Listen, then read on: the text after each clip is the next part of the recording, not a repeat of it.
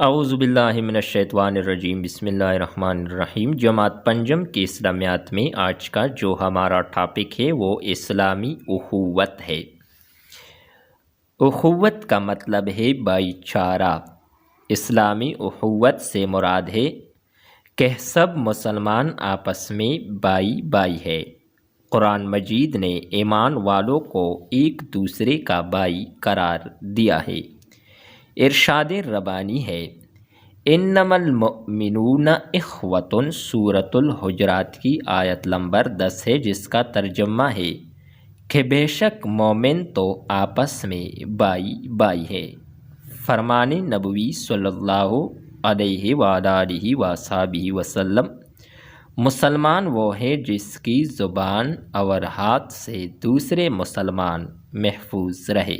صحیح مسلم کی حدیث نمبر 162 ہے۔ جو شخص بھی کلمہ طیبہ کا اقرار کر لیتا ہے وہ امت مسلمہ کا حصہ بن جاتا ہے۔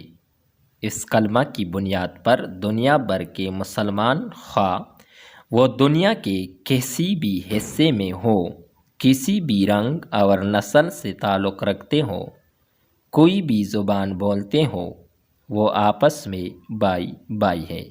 نبی اکرم صلی اللہ علیہ وآلہ وصحبہ وسلم نے اخوت کے بارے میں ارشاد فرمایا، جس کا ترجمہ ہے مسلمان دوسرے مسلمان کا بھائی ہے۔ صحیح مسلم کی حدیث نمبر 6541 ہے۔ یہ تھی ہماری آج کی ویڈیو، جس میں ہم نے اسلامی اخوت کے بارے میں مختصر ذکر کیا۔